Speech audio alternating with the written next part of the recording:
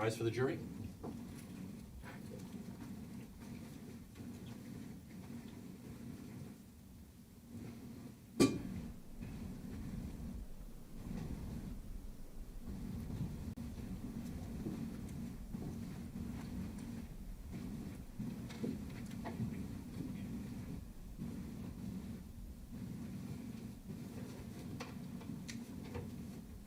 You may be seated.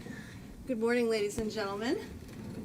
As I said to you yesterday, we hoped and planned that we would begin with opening statements this morning, and that's exactly where we are. So when the state is ready. Thank you.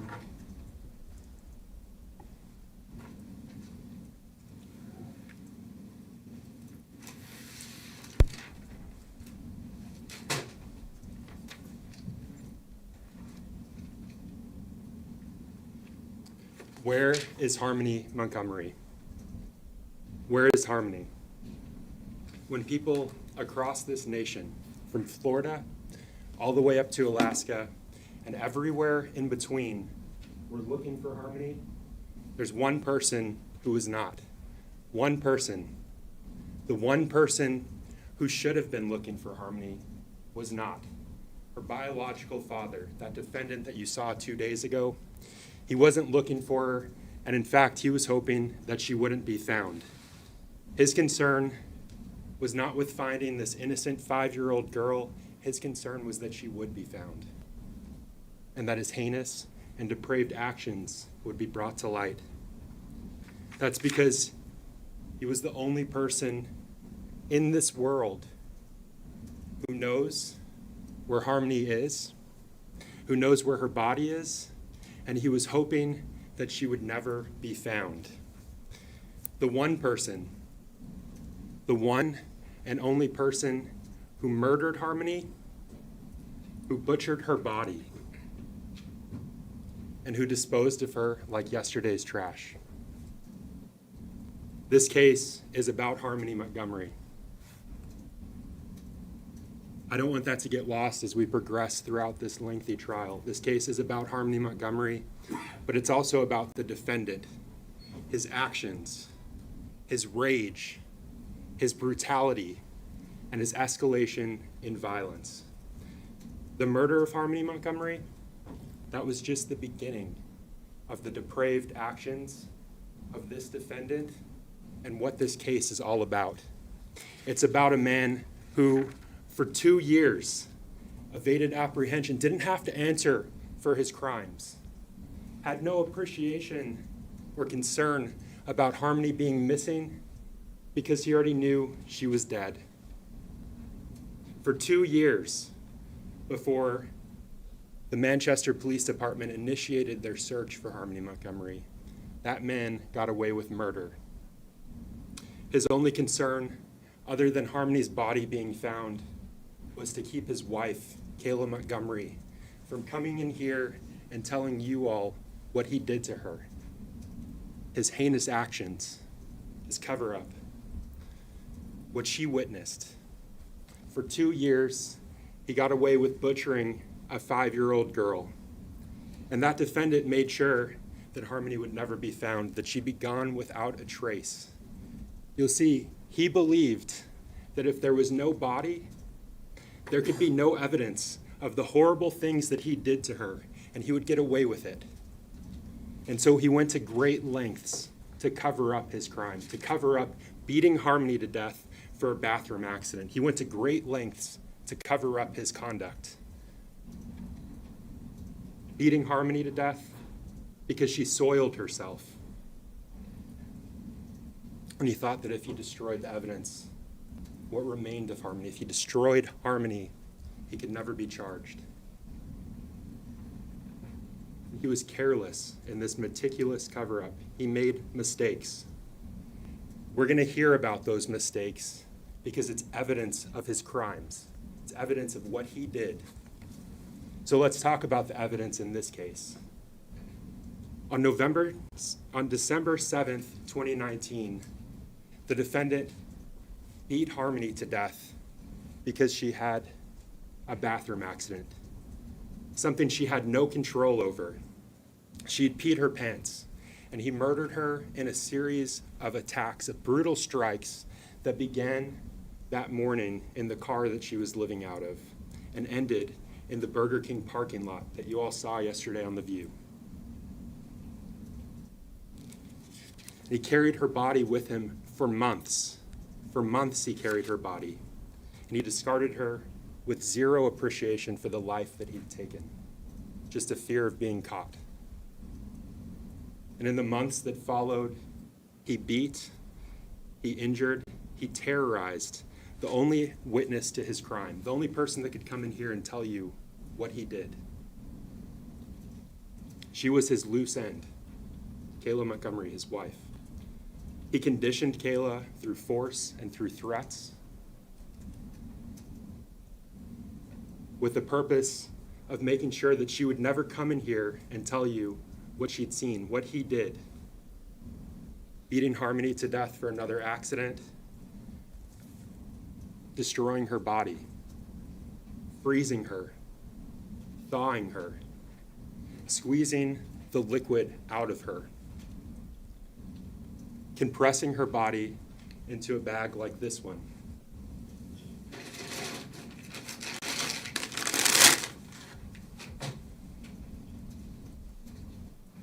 Compressing her body into a bag like this one and filling it with lime to further decompose her. Unspeakable things. And this is what he did to the only witness he left alive. She was beaten, she was conditioned, and she was living in fear. She was in a nightmare with no end, while he dragged around Harmony's body for months.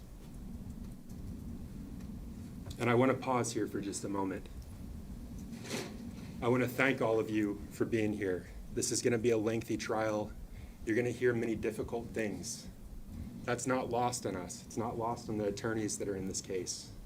So thank you for taking the time out of your lives to come here and listen to the evidence, to judge the evidence.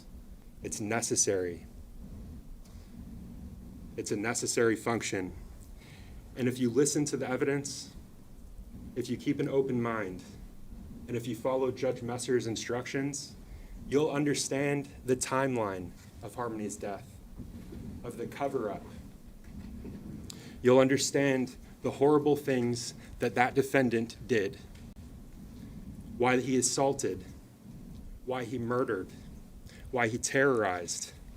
And after he was done with all of this, why he destroyed evidence, why he lied, why he blocked his friends and family, why he manipulated his wife into doing terrible things to hide his crime, to hide the victim that he'd murdered.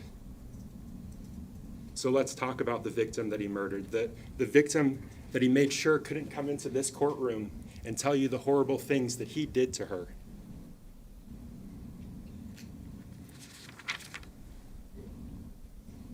Her name is Harmony Montgomery.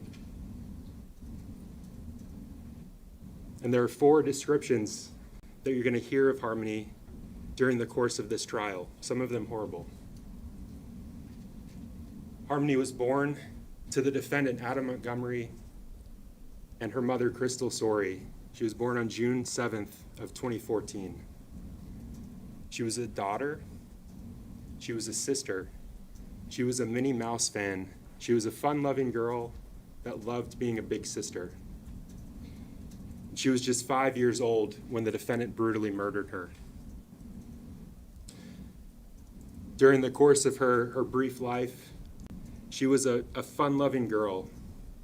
She was someone that defied all odds.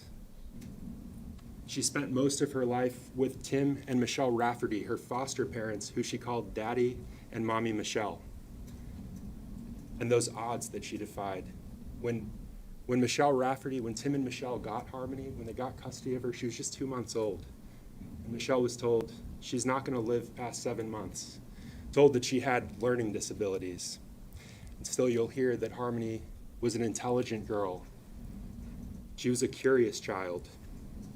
She was a child that ran with other children, played with them.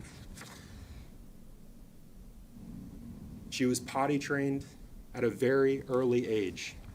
At a very early age, she was potty trained, and that'll become important as we progress throughout this trial, so keep that in mind. Harmony was potty trained at a very early age. She wasn't someone that was bound by limitations, and you'll hear that when she lived with her mommy, Michelle, and her mommy, Crystal, she was thriving. She was thriving in school. She was thriving with her peers. She was a child like any other. She was full of life. But that's just one description of Harmony, and I told you there are more. The defendant got custody of Harmony in February of 2019. At that time, she was only 4 years old. The second description is darker. It comes from the 10 days before the defendant murdered her, and we'll talk about that more as we go along. The 10 days before he murdered her. In the second description, not the one where Harmony's thriving. In this one, she's scared. She's skinny. She's constantly exhausted. And she's bruised.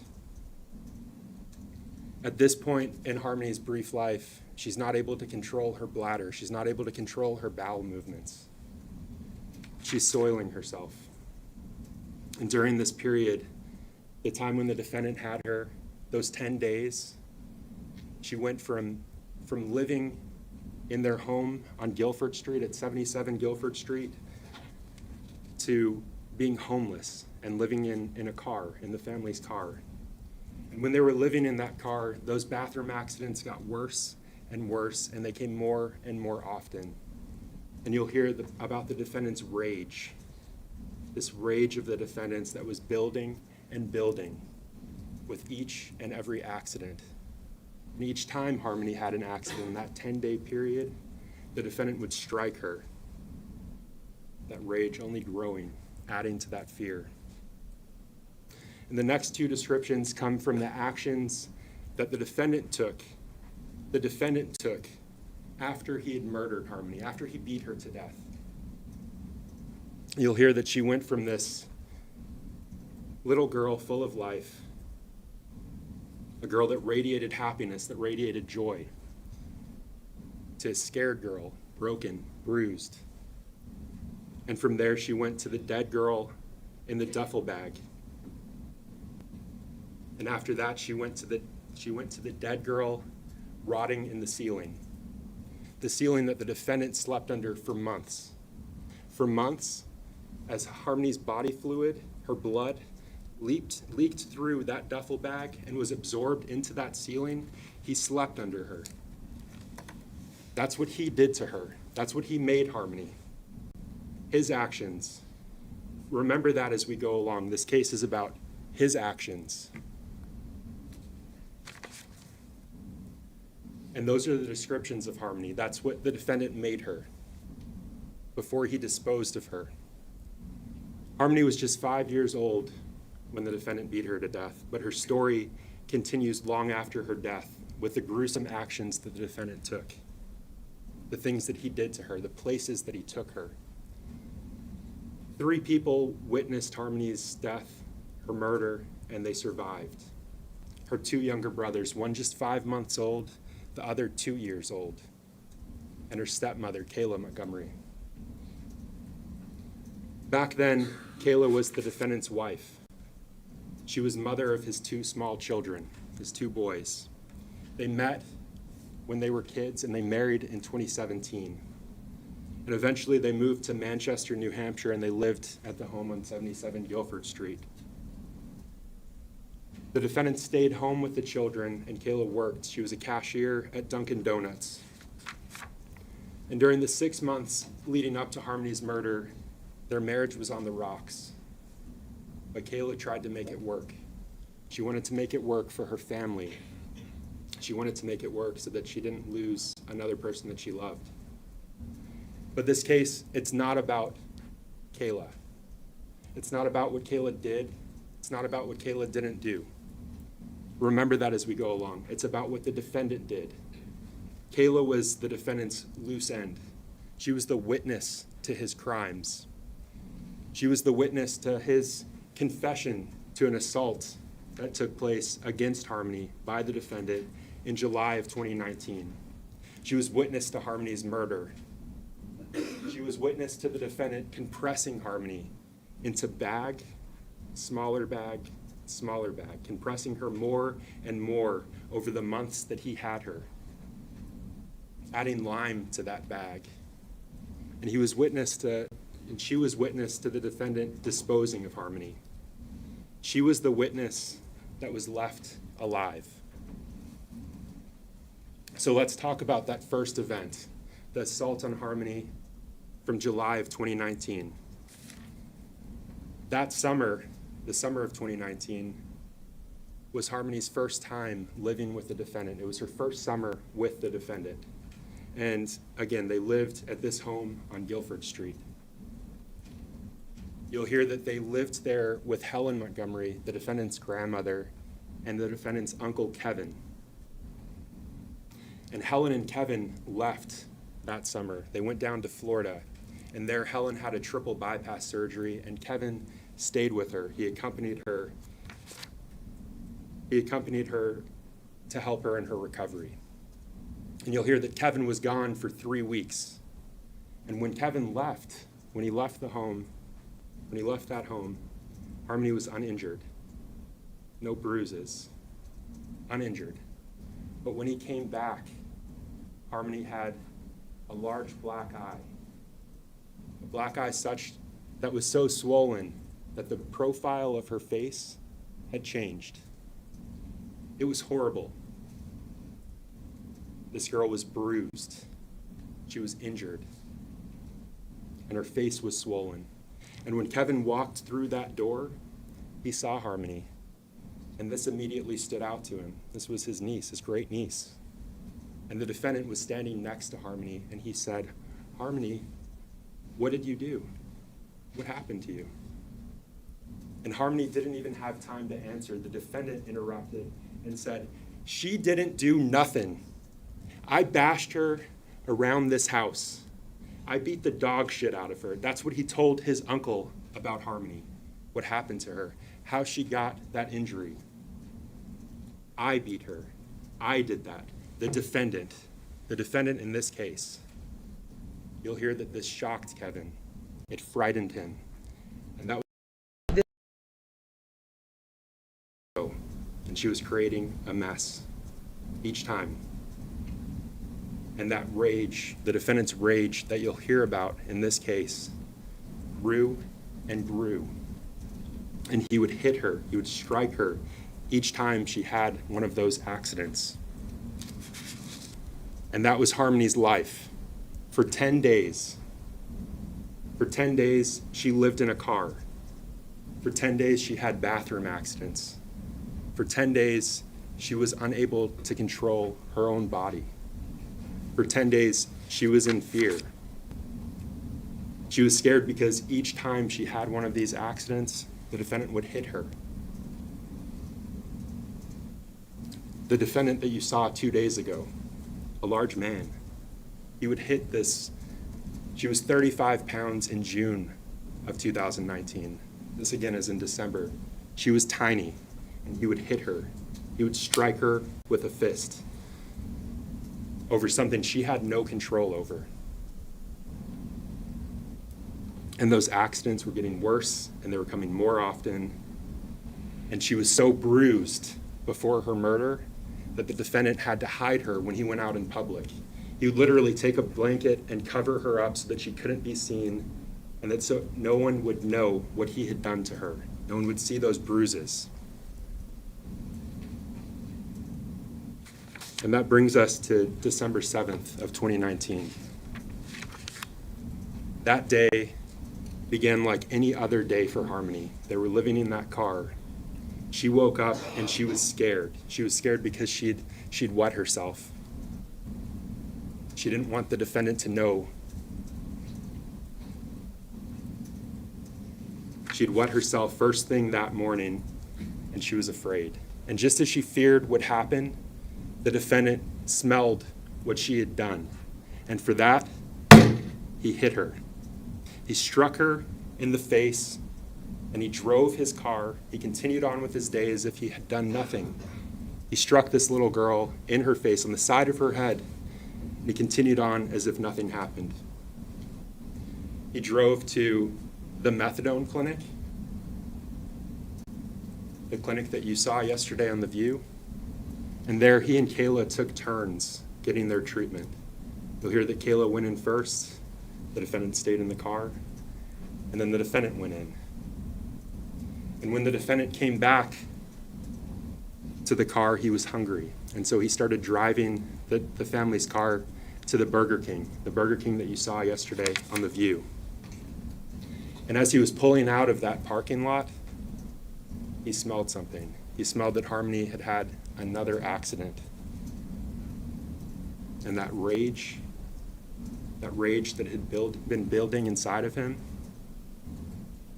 it was there. Remember, he was still upset about the earlier accident, that first thing in the morning. And he looked back at Harmony as he was driving, and he said, "Really, Harmony? Again?" And he began striking her. As he was driving, holding onto the wheel, he began punching this little girl repeatedly for something she had no control over. He struck her blow after blow after blow to the side of her small head. And he didn't stop.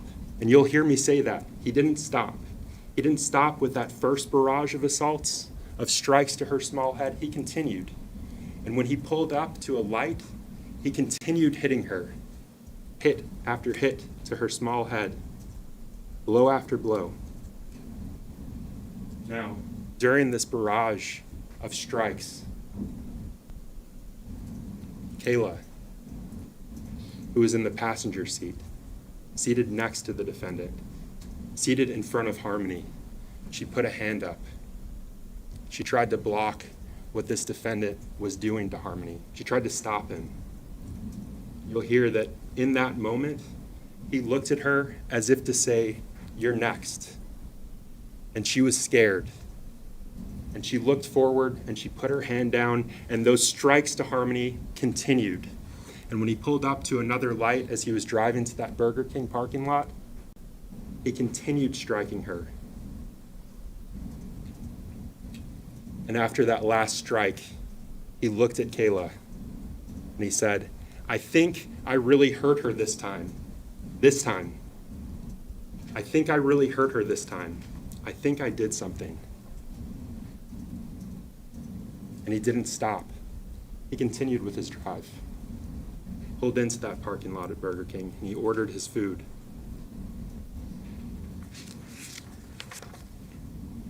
He ordered his food, and he ate. He didn't stop to check on Harmony.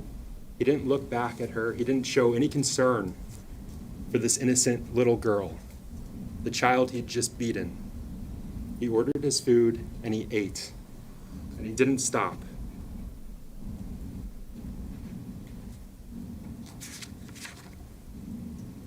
You'll hear that at that time, after that last blow, after that last strike to her small head, she began moaning and making a gurgling sound.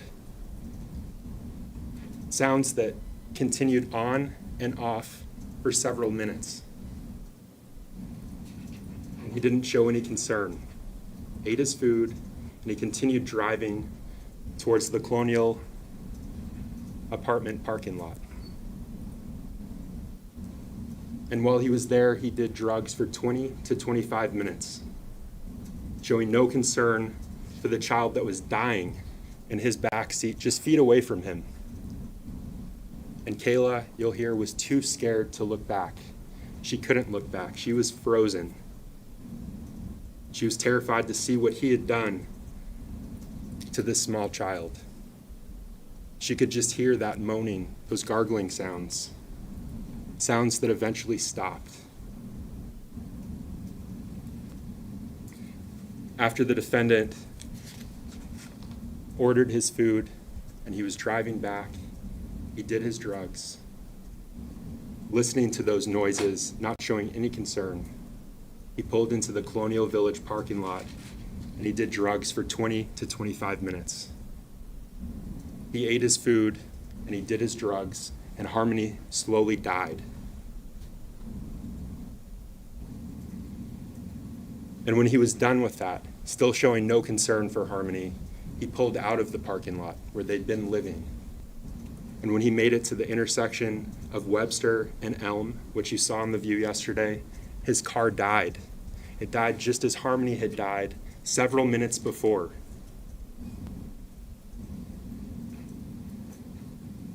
The defendant realized they were going to have to abandon that vehicle. And so he started removing items, getting the kids out, shaking Harmony, telling her to wake up. She wasn't responding. She couldn't. She was dead. He had done that. And when he realized that Harmony was no longer alive, that he'd murdered her, he grabbed a duffel bag. Remember, they were living in that car. All of their items, all of their possessions were in that car. He grabbed the duffel bag and he stuffed Harmony's body inside. And remember those descriptions that I told you about Harmony, what you'd hear throughout this trial. That's when Harmony became the dead girl in the duffel bag. He did that to her. That's what he made her. The defendant stuffed her into that bag, and he went on about his day as if nothing happened. But Harmony's murder, that was only the beginning. And remember what I told you, this case, it's about the actions of the defendant. They didn't stop after he murdered Harmony. That was the beginning of his conduct. His actions didn't end when he brutally murdered Harmony. You'll hear about how he carried her for months, scheming, plotting, coming up with a plan of how to get rid of Harmony somewhere she would never be found. And they went back to the Colonial Village parking lot that afternoon. They had a friend there, a friend who let them stay in his Audi. And you'll hear that friend brought them dinner for 2 nights, the 2 nights they stayed there, December 7th and 8th. He brought them dinner, and notably, he didn't see Harmony with them. He didn't see Harmony because she was in that duffel bag, the duffel bag that he was moving between the trunk of that Audi SUV and the ground outside. At night, he would keep her in the ground between his car, the Audi SUV, and the dumpsters that you saw yesterday, that you walked around in that parking lot. He kept her on the ground because it was cold outside. Remember, this was in December, and he wanted to keep her body cold.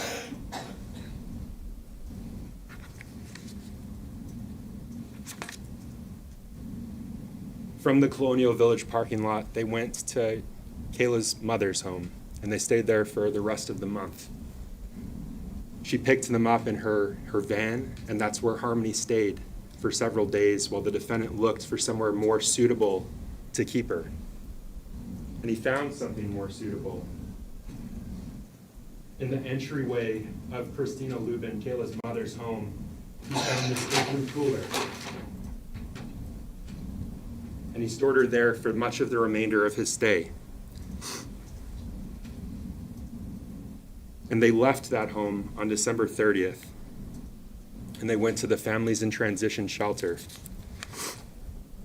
It was at the Families in Transition shelter that the defendant began to discuss disposing of Harmony, getting rid of her.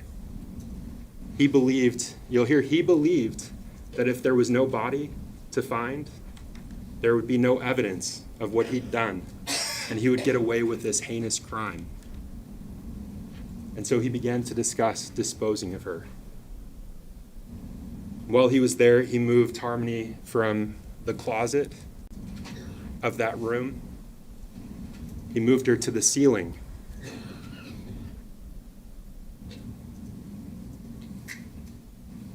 He removed that vent cover and he stuffed her body inside.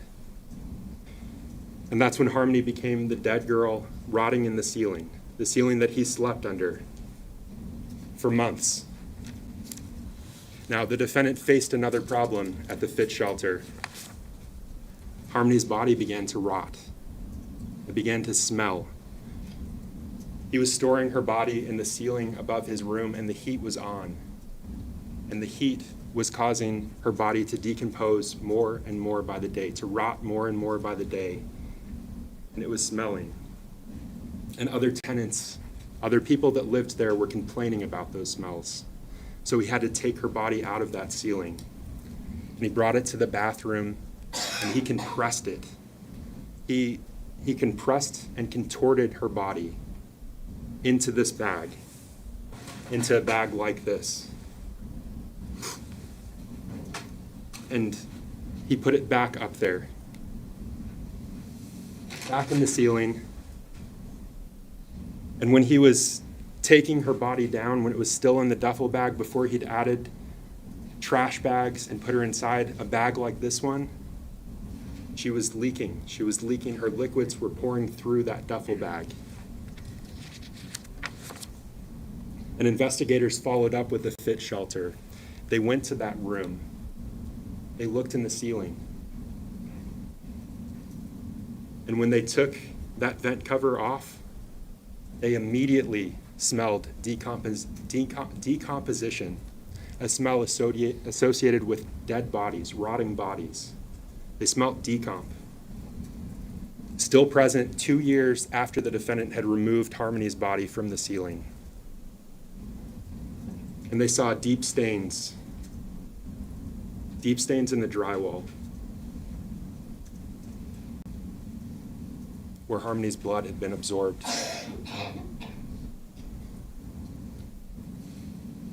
That blood was tested. It was sent to a lab in Florida and tested. And that lab in Florida confirmed that that blood was Harmony. Something the defendant missed. Remember, he was careless in his meticulous cover-up. He made mistakes. That's going to be one of them. That blood in the ceiling, Harmony's blood in the ceiling, all that remained of Harmony, the defendant made sure of that. And surrounding that blood, surrounding this blood, surrounding what was left of Harmony, the defendant's fingerprints, his palm prints, frozen there for time. So at the shelter, the defendant had a problem. He was living in a shelter. He didn't have access to a freezer, and Harmony's body was beginning to rot and stink, and it was getting worse and worse by the day. People were complaining. This wasn't good for him. And it was around this time he started working at the Portland Pie Company, which used to be here in town, since closed. He worked there for just over a month. He was a dishwasher and a cook. And that CMC bag, the one that looked like this, that accompanied him to work. It stood out to people because he placed it in the freezer during his shifts. He brought it with him regularly to work, and he stored it in a freezer where the company kept food, ingredients. People saw him bringing that in and out regularly. They couldn't have imagined what that bag contained, but they saw it. And after they left the fit shelter, after the defendant left the shelter, he moved into an apartment on Union Street. And it was in the Union Street apartment that he began to discuss dismembering Harmony, squishing her, further contorting her body. He discussed using a saw to cut her up. He discussed using lime to further decompose her so that there would be nothing to find. Remember, he believed that if there was no body, there could be no evidence, and he would get away with this horrible thing that he'd done, beating this little girl to death. And it was in the bathroom of his Union Street apartment that he compressed Harmony. Already in that CMC bag, filling that CMC bag, he compressed her further, and he added lime to the bag, thinking that it would eat away at anything left of her. He spent most of the day in that bathroom, compressing Harmony. He took her out of the CMC bag, and he placed her in the tub. She was frozen at that point, so he turned the hot water on and ran it over her so that he could manipulate her body, further compress her. Kayla walked into the bathroom as he was doing this. She saw what he was doing. She saw Harmony. Harmony, at that point, was skin and bones. And she saw the defendant squeezing Harmony, squishing Harmony, trying to remove the liquids that remained from her small body and down the drain of the tub. When Kayla walked into that bathroom, he told her to help him. You'll hear that Kayla obeyed. She held Harmony's arm while the defendant used the scissors to cut off Harmony's clothes. But this was too much for Kayla. She couldn't take what she was seeing, what the defendant was doing, the sick and grotesque things that he was doing to this child's body. And so she went to the living room to be with her two sons, to make sure that they didn't walk in and see what he was doing. So in that bathroom, the defendant shut the door behind her. That once bulging CMC bag, the bag that Harmony's body filled, he compressed. He compressed it enough to add much of a 40-pound bag of lime. And he took breaks from the horror show in that bathroom. And during one of the breaks from working on Harmony's body, he said, "I can put her in pieces. I can put her in pieces. I can cut her up." And while he was working in that bathroom, working on Harmony, he clogged the drain. Remember that as we go along. He clogged the drain. While he was squeezing her, getting the liquids out, he clogged the drain to the bathroom. And investigators learned that the defendant went to Home Depot on February 26, just 6 days after they moved into that apartment. He went to Home Depot where he bought a saw, a backup saw blade, diamond cutting saw blade, a backup battery, and lime. That was on February 26th, just 6 days after he moved into that apartment. On February 27th, he placed a work order to unclog his drain.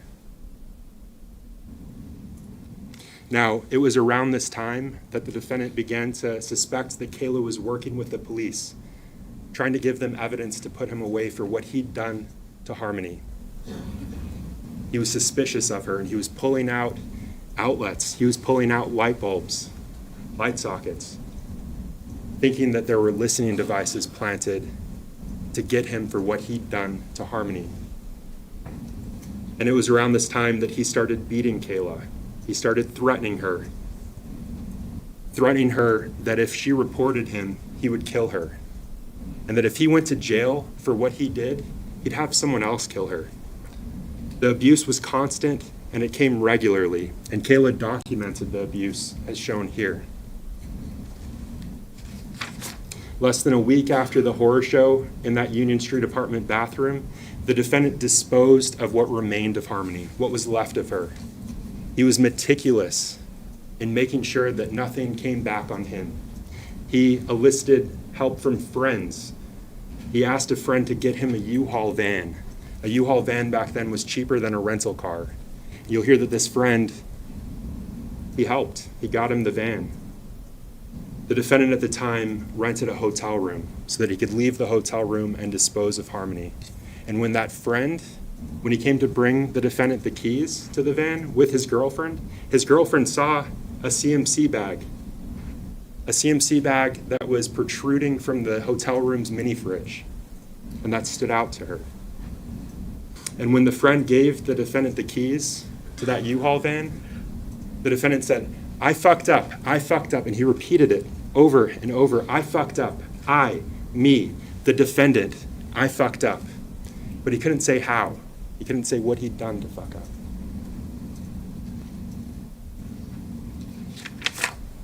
That was on March 3rd of 2020. The defendant left in the middle of the night, headed south. And when the defendant left, he told Kayla that he wasn't going to tell her where he was going to dump Harmony, where he was going to dispose of her. He didn't want her to have that information that she could later use against him. He was in control. He had all the pieces. He wasn't going to have someone know where evidence of the girl that he had brutally beaten was. He made sure that he was the only person that knew what he'd done with her. Remember, he believed that if there was no body, he could never be charged. He could never be charged with this heinous crime. And when he left the hotel room that night, he headed south to Mass, and he made another mistake. That U-Haul van that he rented, he blew through tolls on the Tobin Bridge, and a camera captured that van.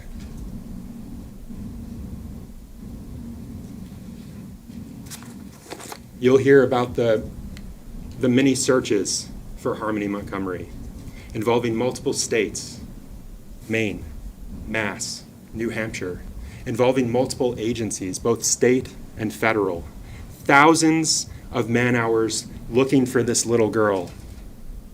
And you'll hear the defendant's words.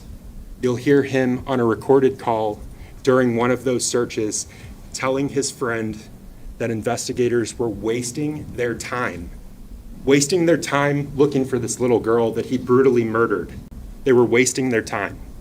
The defendant's words, you'll hear that. After disposing of Harmony, the defendant realized he had one loose end, his wife, Kayla. And so he conditioned her. The abuse got worse over those months and months. He beat her. She was a loose end to him and nothing more. Now, you'll hear that Kayla lied. She stuck to a story that the defendant gave her. She was scared at what would happen to her at the hands of the man she witnessed beat this small child to death and drag her body around for months. She's gone to prison for those lies. She's gone to prison for those lies. And since then, she's helped investigators. She's helped investigators find proof that Harmony is dead. That blood in the ceiling with the defendant's fingerprints. She spoke to investigators and police for hours upon hours over multiple days. Statements that gave investigators evidence that they wouldn't have without her. Gave a mother some sense of closure, knowing that her daughter's dead, still out there somewhere, but not suffering, not anymore. Now, Kayla's testimony is important. She saw what happened. She felt it. She lived it. She's still living it. But the reason you only have one witness to the defendant's crime is because he killed the other, the witness that he couldn't control, the witness that he couldn't manipulate. But even though Kayla's testimony is important, this case doesn't rest solely on her shoulders. You're going to hear about the forensic evidence, the physical evidence that corroborates what she says, about the surveillance footage. You'll hear and see evidence that corroborates Kayla in ways that she never could have imagined. You'll hear and see evidence that shows you who killed Harmony, who had motive to destroy her after he killed her. And you'll hear some of the defendant's lies for yourself. You'll hear about the absurd story he told to evade apprehension, that he gave Harmony back to her mother in Mass the day before Thanksgiving in 2019. That was his excuse. That was his lie. But in those 2 years where he didn't have to answer for this crime, where he thought he was free and clear of what he'd done, he told someone that he trusted what he really thought of Harmony. Told her that she was evil, that she did evil things. He told her that Harmony was a constant reminder of her mother, Crystal Sorey, who he hated. And he told her that he hated Harmony to his core. That's what he said in secret about the innocent child that he'd beaten to death. The helpless girl that he beat because she soiled herself. He hated Harmony to his core, and the evidence is going to show that he did everything to destroy Harmony after he beat her, to hide his crime, to hide evidence of what he'd done. And for what the defendant did, he's been charged with multiple crimes that the clerk read to you yesterday in open court. And the evidence will prove that he's guilty of each and every one of them. He's guilty of the second-degree assault for beating Harmony in that July 2019 incident, for bashing her around the house, for beating her off every wall in the house, for kicking the dog shit out of her, for causing the black eye, causing that injury to Harmony. Just like he's guilty of reckless second-degree murder for beating Harmony to death in the Chrysler Sebring on December 7th, 2019. He's guilty of falsifying physical evidence for mutilating Harmony's corpse, for destroying her, for putting her somewhere she would never be found. And he's guilty of tampering with a witness, for beating Kayla, for threatening her, for compelling her to stick to the story that he gave her. And he's guilty of abuse of a corpse, for his conduct in the Union Street apartment bathroom, for compressing Harmony into that small bag, adding lime to it. Those are the crimes the defendant in this case committed. That's what he's guilty of. The defendant committed multiple violent crimes against a small child, a helpless child. In December 2019, he assaulted and he murdered because of that rage, his rage. He destroyed Harmony so that he could never be caught. And he beat Kayla for control. That's what the defendant did to his victim in this case. And at the conclusion of this trial, that's what we'll ask you to find him guilty of.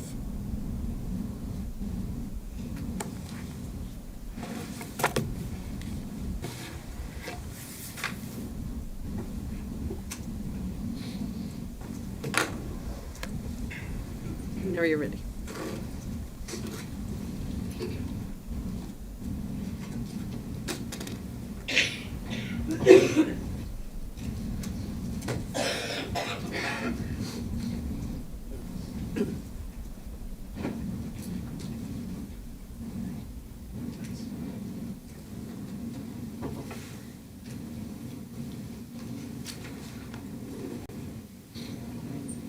You were just left with that picture of Harmony, and seeing that picture is heartbreaking, knowing that Harmony is dead. But Adam Montgomery did not kill Harmony.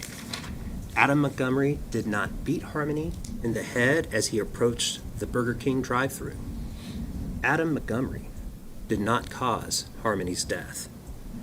Kayla Montgomery was the last person to see Harmony alive and know how Harmony died.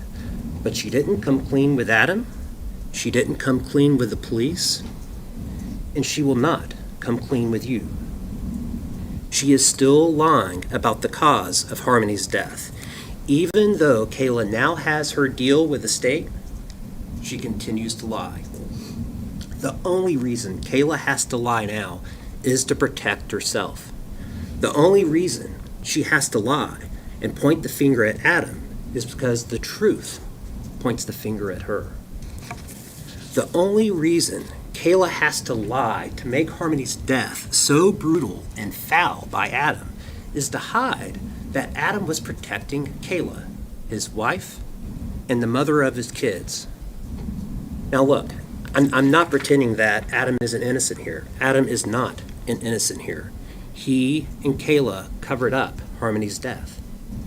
He's not an innocent here. He and Kayla moved Harmony's body from place to place to keep it hidden. And Adam is not an innocent here. He and Kayla put her body in a shower to wash her remains of the fluids of decomposition and then permanently hid her remains. You can and should find him guilty of those crimes. But in committing those crimes and sticking with a story that protected his wife, Adam set himself up for Kayla's betrayal. Her betrayal to accuse him in the most vile way possible of what he did not do. To accuse him of brutally killing his, not her, daughter, when she knew that was not what happened. The evidence that will show you that Adam did not brutally murder Harmony will come mostly and very reluctantly, from his accuser, Kayla. Not from other witnesses or the physical evidence, but by showing that Kayla's lies continue, and the only one protected by those lies is her. Because only she, other than an infant and a toddler, was around when Harmony died. Only she knows the truth, and only she has benefited from all the lies she has told. November 27, 2019, a day before Thanksgiving. Adam, Kayla, Adam's daughter Harmony, toddler son Seamus, infant son Declan were evicted from their home on Guilford Street in Manchester. They began living out of their Chrysler Sebring. In the following week, when Adam was running around trying to make money to get them out of their situation, Kayla was left cooped up in that seemingly increasingly smaller by the minute car with a 5-year-old child, not her own, a 2-year-old toddler, and a less than 1-year infant, all of whom needed attention, all of whom needed to move around, and none of whom were doing well being cooped up in that car. And Kayla didn't do well either. Adam was off doing his own thing, and Kayla was stuck. Harmony's body was not discovered lifeless in the car at that busy intersection you saw yesterday. It was not discovered at that intersection in the middle of the day on December 7, 2019, as Kayla now claims. Both Adam and Kayla discovered Harmony's cold, lifeless body much earlier, in the dark of night, behind Colonial Village, when Adam returned from his business. Kayla made Adam feel responsible. She claimed not to know what happened. It was Adam's fault for everything they were going through. It was not her fault, she insisted. She thought all the kids were asleep. He had to protect her. He had to protect their children. If anyone found out, their children would be taken. Adam stood by Kayla, and together they covered up Harmony's death. By that decision, Adam became so intertwined in Harmony's death that he could not get out. Neither Adam nor Kayla knew what to do, so they put the decision off. Adam placed Harmony's body in a duffel bag from the car and placed that duffel bag in the trunk. And Harmony's body was in that bag in the trunk of the car when it broke down at the intersection of Webster and Elm. They had driven off from the Colonial Village apartments to try and figure out what to do, where to put Harmony's body. But then the car broke down. When it did, Adam grabbed the bag from the trunk and carried Harmony's body away from the intersection to the parking lot at Colonial Village. From there, as you'll hear, Harmony's body was moved from place to place until Adam and Kayla finally figured out a plan to hide the body permanently. When asked, Adam and Kayla told people that Harmony was back with her biological mom in Massachusetts. Let's now move forward 2 years. December 2021. This was 2 years after Harmony's death and close to a year after Kayla and Adam had separated. The police were now investigating Harmony's disappearance. They found Kayla and asked her where to find Adam and where Harmony was. Kayla gave the lie she and Adam had used to explain why Harmony was no longer living with them after Harmony died in December of 2019. That Adam had returned Harmony to her mother in Massachusetts. Kayla also told the police that she believed Adam was in Maine. After speaking with the police, she contacts Adam. And she told him, quote, "You need to come down here." She told him he needed to return to New Hampshire and deal with the police because she was not going to deal with all this by herself. Adam did what Kayla told him to do and returned. But unfortunately for Kayla, he also brought another woman, Kelsey Small, with him. Adam met up with Kayla and they talked about what to do. That New Year's Eve 2021, Kayla talked to the police again. This time, it was at the Manchester police station. She again gave the lie that protected her, insisting Adam took Harmony to her mother's, and that was all that she knew. And after well over an hour of talking, as Kayla stuck with this lie, the police gave her time alone to think, to write down what she wanted to say, just in case it was too difficult to verbally speak about.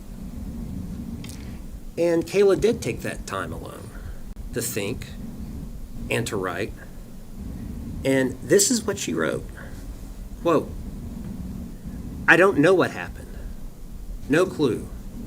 I just know he left to bring her to meet her mom to give Harmony to her after he dropped me off at work in the morning." And she wrote, "You need to get him to talk. He won't tell me anything. So he obviously did something and isn't saying anything to me." Kayla was ready to point the finger at Adam, but only in a way that protected herself. 5 days later, January 5th, Kayla was arrested anyway, but for something different than what the police had wanted to talk with her about. Instead of being arrested in relation to Harmony's disappearance, she was arrested for something else, what eventually became a theft charge. But she knew the arrest was to pressure her. While in jail, Kayla had more time to think and to scheme. How was she going to get out of this mess that she was in? She knew that the police thought she had information about what happened to Harmony, and she knew that the walls were closing in. Kayla also knew that pointing the finger at Adam was worth something, and pointing the finger would help get her out of this mess, and she thought about how to use Adam to get out of it.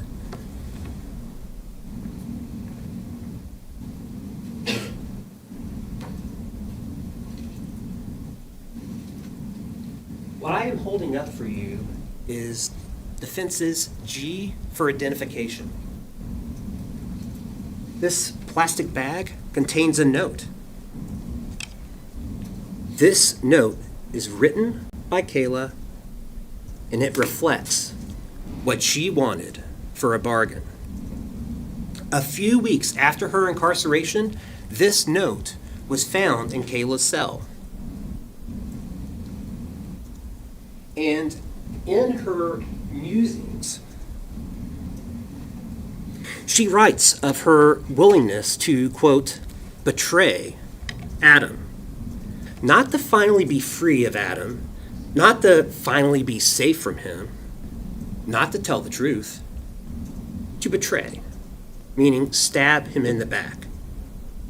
But she also wrote of her longing to be alone with him one more time, to kiss, to make love if she could. She didn't write of fearing to be alone with him. She did not write of any fear that Adam would hurt or kill her for her betrayal. In her fairy tale musings, Adam would understand and protect her to the end. Their children needed their mother, she wrote. But as this note also shows, Kayla wanted more than just one last time with Adam. She had a whole wish list, a set of demands. She wanted, quote, immunity from everything. Everything being in all capital letters. She wanted immunity from everything, all charges I'm facing, and what I'm going to say about Adam. Maybe ankle bracelet, or probation, or drug court. Kids in my life. Not lose custody or rights to my children at all, and be able to have kids live with me once I do a residential treatment program and complete it. Kayla was willing to sing for her supper, not for truth, not for harmony, but for Kayla. Kayla was all about protecting herself to wiggle out of accountability for her own conduct. After that note was discovered in Kayla's cell in January of 2022, January 29th to be exact, Kayla told a correctional officer that she wanted to speak with the Attorney General's office. But no one came to her with a deal. And instead of a deal, she got a subpoena. She got subpoenaed to appear before the grand jury in March, and she remained in jail. Now, Kayla finally got out on bail on May 6th, but she still had been subpoenaed to testify before the grand jury, this time on May 20th. Still no deal. And when Kayla finally appeared before the grand jury, she still had no deal. It was explained to Kayla that she could choose not to answer a question if it would incriminate her. Instead, though, she chose to lie. Under oath, the same oath you'll see her take later, trying to make herself look innocent while pointing the finger at Adam. She told the grand jury that Adam had dropped her off at Dunkin' Donuts on November 30th with Harmony and the two boys in the car, and said that he was returning Harmony to her mother in Massachusetts. But even as Kayla insisted that she didn't know what happened to Harmony, a bombshell drops. The Attorney General's office, the AG, told her as she was testifying, she was working at Dunkin' Donuts, that they had her employment records. Was she sure? They asked. Kayla knew then that she was caught. She was caught in a lie. The AG had her employment records, looked at them, and knew that she was not working. And this was not just a simple, honest mix-up of days. Those records showed that the AG's office had, those records showed that she had been fired from Dunkin' Donuts for stealing even before the family had been evicted on the 27th of November. She knew she was caught in a lie. She knew the AG's office could prove it, but she had not developed a new lie, and so the state had the upper hand. She was allowed to give her new story with the agreement that her statements could not later be used against her. But there was no guarantee of a deal, and instead, Kayla would only get that deal that she wanted if her statements helped the police figure out what happened to Harmony. And if the state decided that Kayla's statements were not helpful, she would be facing not only the charges she was already facing, but now 2 more felony charges, this time for perjuring herself before the grand jury, plus any charges that could come about if the police were able to figure out what happened to Harmony without her statements. And Kayla knew that the police were going to follow up on what she now said.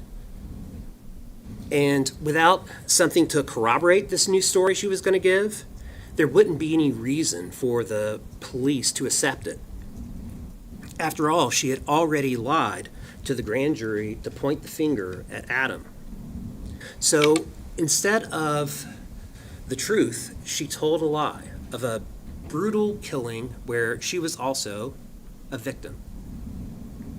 But because there cannot be any corroboration for the lie itself, Kayla intermingled some of the truth of how she and Adam covered up Harmony's death.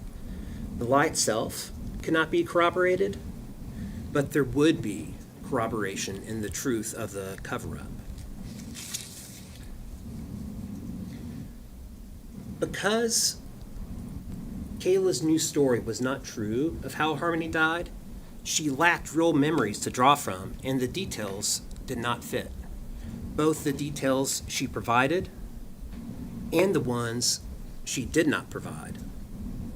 And it is in those details, details based on a lie, that begin to reveal the lie still being told by Kayla. At first, Kayla's new story for the police, when she gave a proffer on June 3rd of 2022, her new story was that it was the middle of the night, 2 or 3 a.m. Harmony had been having trouble controlling her bodily functions while the family had been living out of the car, and Harmony went to the bathroom again. Adam responded by repeatedly punching Harmony, probably like 10 to 15 times. That story changed to Adam assaulting Harmony in the morning before they went to the clinic for their methadone. The story then continued by saying that Adam struck Harmony again after getting back in the car from the clinic. Then, as they drove to Burger King because Kayla wanted to get something to eat for her and the kids, the story expanded to Adam punching Harmony as he was driving into the Burger King parking lot. Kayla claimed to recall Adam commenting that the last strike was different. He thought he hurt Harmony. Kayla did tell the police that she put an arm up briefly to try and stop Adam, but to no avail. Adam drove up to the Burger King drive-thru. They ordered their food. Adam paid cash. The family got their food and drove back to the Colonial Village apartments with Harmony moaning in the back. That's her story. And when asked, Kayla claimed that she fed the kids. She told the police that she went up to her friend Anthony Bodero's residence to get some drugs for she and Adam to use, leaving Adam alone in the car with Declan, Seamus, and Harmony. This whole entire story was not true.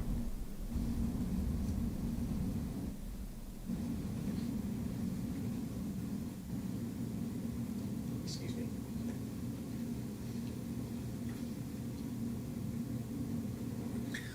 One of the things that you'll see that reveals her story about punching to be a lie is that she is unable to describe a true scene.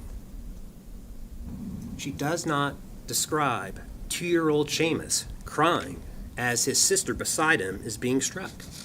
She does not describe the baby screaming as violence and chaos break out around him. She does not describe trying to soothe or quiet the children. Nor does she describe Adam reacting at all to what would have been a cacophony of screaming and crying had all that punching been true. She does not describe trying to hide a broken child from the Burger King cashier or any concern on Adam's part that Harmony might be seen by the cashier or the camera. She does not describe Harmony as she feeds, piece by piece, food to Seamus, who is next to her in the backseat of the car. She does not describe seeking help from her friend she got drugs from. She doesn't describe any concern by her friend, Anthony Bordero, that she seems upset. And please keep close attention to Kayla's various descriptions of the car breaking down, where she claims that she and Adam first discover that Harmony is dead. Kayla told the police that with Harmony in what would have been a critical, perhaps fatal condition in the back seat, the family decided to drive away from their corner in the back of the Colonial Village apartments. Yet, Kayla did not remember where they were going. Then the car broke down at the intersection of Webster and Elm, and they discover Harmony's dead body in the back seat. Kayla talked about waving, honking, agitated drivers behind them around the car as Adam manhandles a dead child in the back seat into a duffel bag. And no one notices. Their car did break down on December 7th at the intersection of Webster and Elm. That is not in question here. And the family did walk back to Bodero's. But Harmony's body was already in the duffel bag, in the trunk, from when they discovered her death in the early hours of the night before. Yesterday, before we broke, the court gave you a partial set of instructions on how you are to go about deciding this case. Among them was an instruction on assessing the credibility of witnesses. It is up to you to determine the credibility of witnesses. But the judge did suggest an illustrative list of factors to consider in making that determination. One factor is whether what the witness said appeared reasonable. In discerning this, details matter. The details that are given and the details that are not. Is the witness pulling from a well of true memory or just making it up? Another factor the court has offered for your consideration is whether what the witness said is consistent with other evidence in the case. And that leads me to some of the science that was used in this case. Kayla also described Adam cleaning up blood spilled by Harmony with a kerchief. That lie was exposed by a special test that can reveal blood traces, even blood that was supposedly cleaned up. Luckily for the police, they were able to locate the broken down Sebring 2 years later. They're able to bring it to their lot at the police station, and they were able to search and test it with a special test that could detect invisible blood, blood that cannot be seen with the naked eye. No traces of blood, including on the back passenger seat where Kayla said Harmony bled and Adam cleaned it up. In offering guidance in assessing witness credibility, another common sense factor offered by the court is whether the witness had a bias or motive to lie. There will be time during Kayla's testimony, during direct and cross, to explore the changes, the inconsistencies, and details within her story, both those that are there and those that are not. And you just heard about the science to also assist you in evaluating Kayla's claims. But here, what follows is an example of Kayla's motive to lie at play, of Kayla taking something true and twisting it to point the finger at Adam, yet hide her own involvement. In telling the police how Harmony's body was finally removed from their lives, Kayla described an incredibly disturbing treatment of Harmony's body, her remains in the refrigerator before being placed in the shower, under hot water, washing away the fluids. Kayla at first said it was all Adam, and he wouldn't even let her in the bathroom. But she slipped up, and fortunately the interviewers caught it. They caught the slip and they probed. Kayla had to admit that she was part of it too. She cut off Harmony's hoodie in the shower, and she and Adam bagged up Harmony's clothes. And when that was done, Kayla and Adam put her remains in another bag, with Kayla helping Adam to zip that bag up. You will hear that after Adam and Kayla permanently hid Harmony's remains, that their relationship became more frayed. Adam struggled with the loss of Harmony and his mental health suffering. Adam and Kayla separated briefly. That was in the spring of 2020 before reconciling. But Adam continued to spiral, and a year later was arrested after another episode.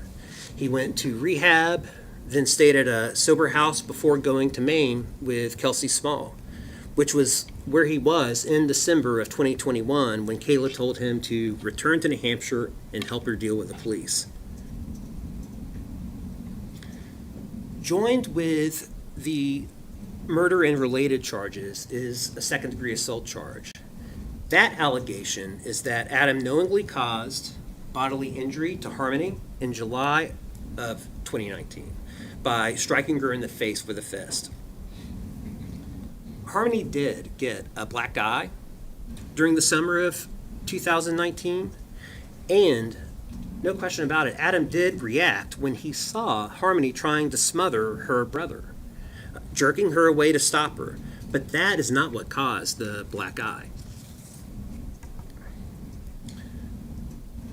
On July 22nd of 2019, Kevin Montgomery, Adam's uncle, came up from Florida to the house.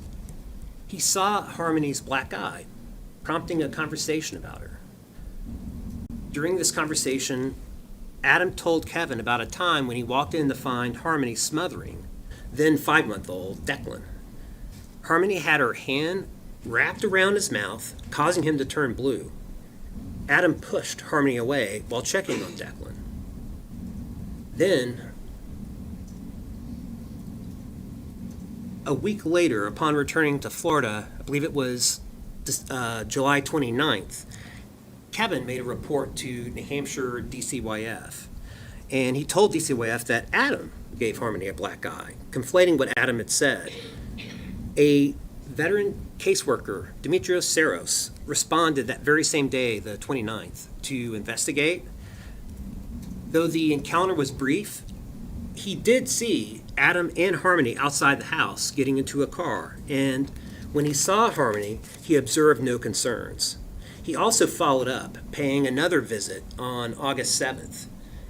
This time he did see a small red mark in Harmony's right eye and faded bruising under the eyelid. He spoke to Harmony alone, asked probing questions to find out what may or may not have happened, and then, after doing his job, left the visit satisfied that there was no substantiated evidence of abuse.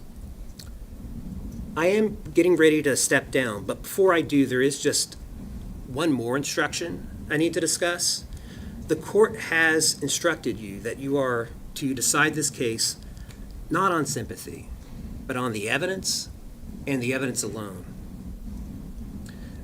This case involves the tragic and senseless death of Harmony, an innocent 5-year-old, and it triggers perfectly understandable, innate human emotions, and it would be inhuman not to feel them.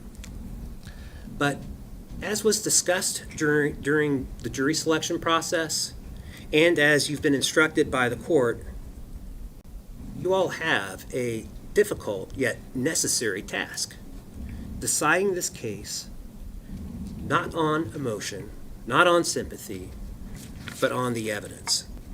And after you have heard all the evidence, after you've heard all the evidence in this case and apply the facts to the law, you will know that Adam did not murder his daughter or engage in witness tampering with Kayla. Kayla was an equal participant in the cover-up. She alone knows how Harmony died, and she won't tell. At this trial's conclusion, we will ask you to follow the evidence you have heard and find Adam not guilty of murdering his daughter, witness tampering with Kayla, and second-degree assault.